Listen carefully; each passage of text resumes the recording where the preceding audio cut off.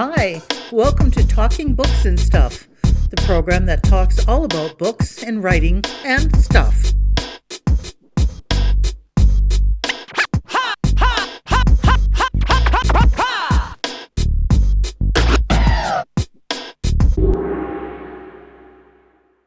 Here's your host, Dennis Rimmer. Hello again, welcome back. It's another edition of Talking Books and Writing and stuff like that, and today we're talking about a book about medicinal perennials to know and grow. It's from Harbor Publishing, and with us, one of the co-authors. It was put together by Dan Jansen, Rupert Adams, and illustrations by Lynn Alice. But with us we have Rupert Adams. Rupert, thank you very much for spending some time with us today.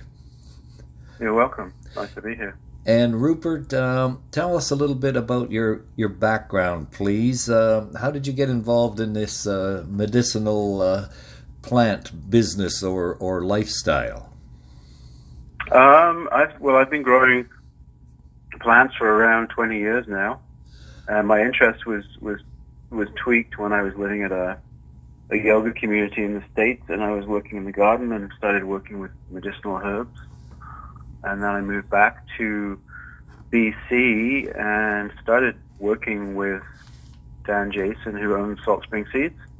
So that's around 20 years ago, and just, my interest and love of plants has grown ever since. Now, you're based in Agassiz, BC, are you? I'm currently based in Agassiz, yeah. And Dan is on Salt Spring. Right. And what is it that you do in Agassiz? So I grow seeds and medicinal herbs. I grow a lot of seed varieties, not just medicinal herbs, but veggies, things like squash and peas and beans and tomatoes, and then a whole complement of medicinal herbs. Pretty much all the ones in the book I grow seeds for, and I also grow the plants to make herbal tinctures. Medicinal tinctures. And what is a tincture? So a tincture is part of the plant, whether it be the root or the aerial parts, depending which part is known for its medicinal properties. And then that is added to a mixture of mineral distilled water or spring water and alcohol, and let to sit for a few weeks, and then pressed, and that is the result of that is a tincture. So the theory is that it contains the medicinal properties of the plant.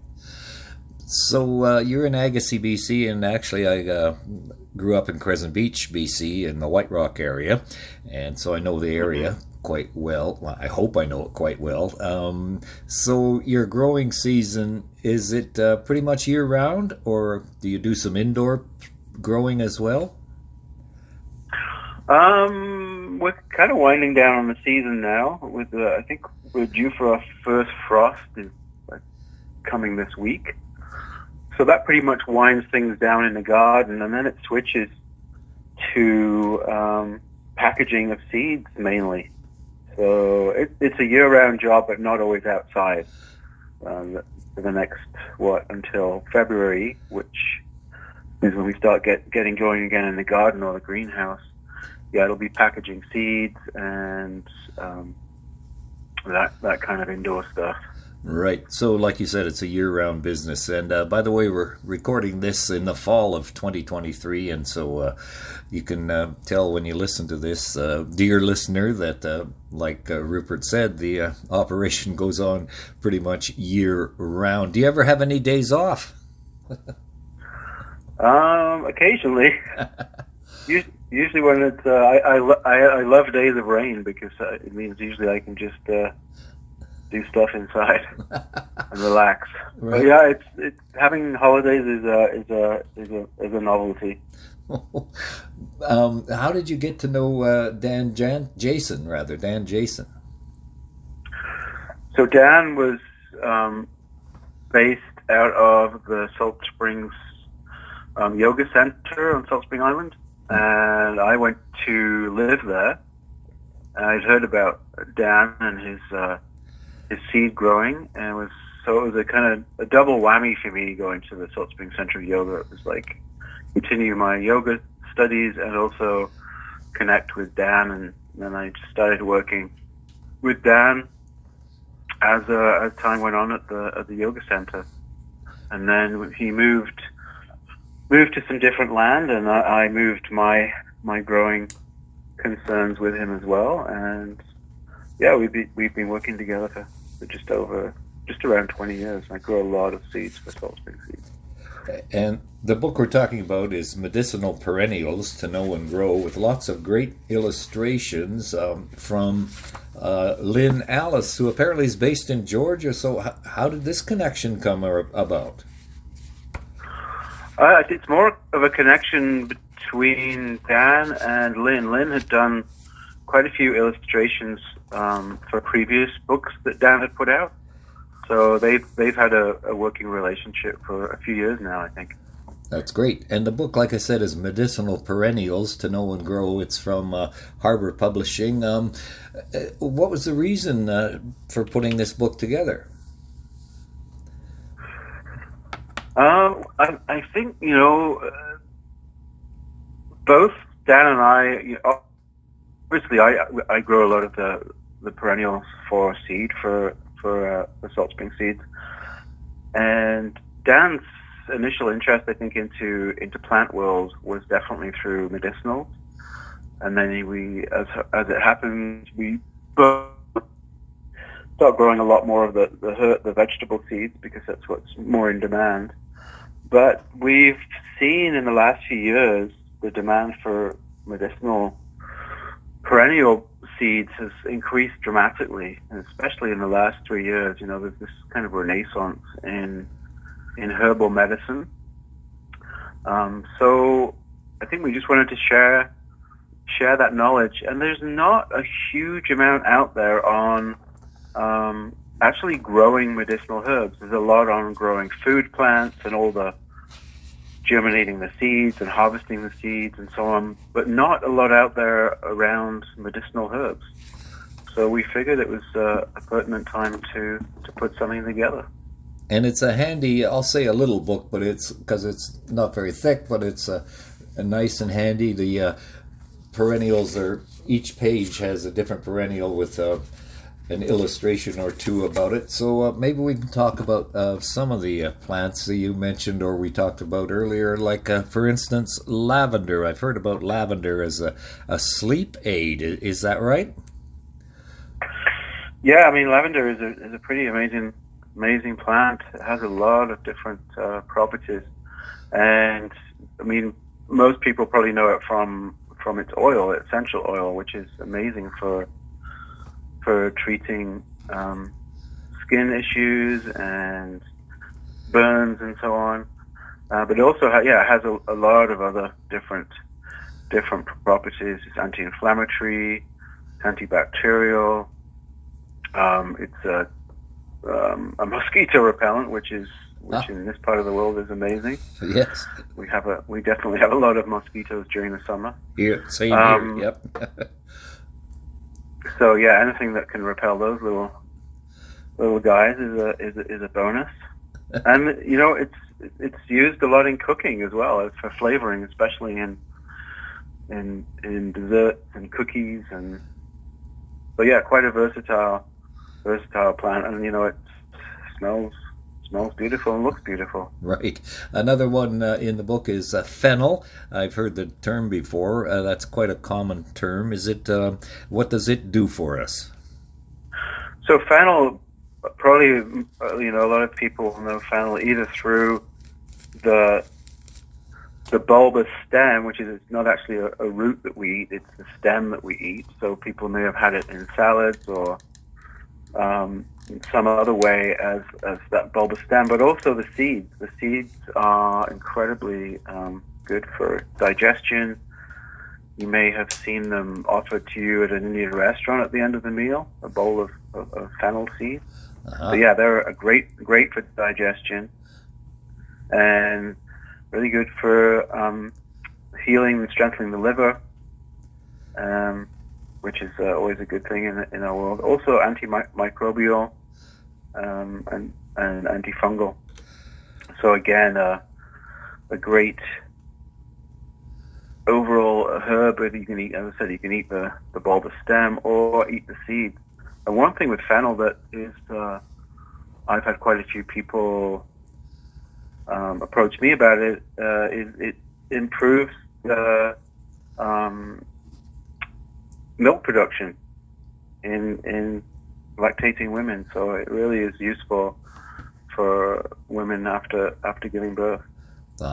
Another lesson here that we didn't know about. Let's see, I'm flipping through the book here. Echinacea, I've heard about echinacea. Tell us about that one. So yeah, echinacea has really come into its own in the last several years as a medicinal herb. So it's generally the root that is used, but the whole plant can be used, and it's used to treat upper respiratory tract infections. And it's also an immune system booster. So if you're starting to feel the woes of a flu or a cold, it's a good idea to start taking an echinacea tincture. Would be a good way of taking it. Could also be made as a tea, and it's great for purifying the blood. So, yes, yeah, I've heard about it. I mean, it's an amazing looking flower as well. So it's a great plant to have in the garden from that kind of aspect of healing. Just, looking at the beautiful flowers is definitely healing in its own.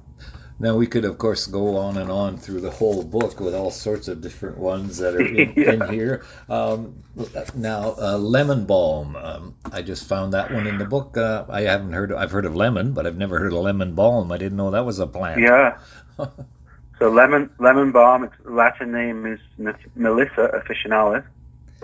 So a lot of people just refer to it as Melissa. It's great during the summer, picking the fresh leaves and flowers and making a tea, and it has a very soothing and uplifting effect. So it's a great one for when you're working in the garden, as I said, during the summer, and going to make some Melissa tea. So it's and again, it's quite a beautiful plant. Got to be careful with lemon balm though, because it does like to spread in the garden. Oh. And it's also a great bee attractor. And Melissa actually means in Greek honeybee. So somebody named Melissa, you could always say honeybee, and the person should know what we're talking about.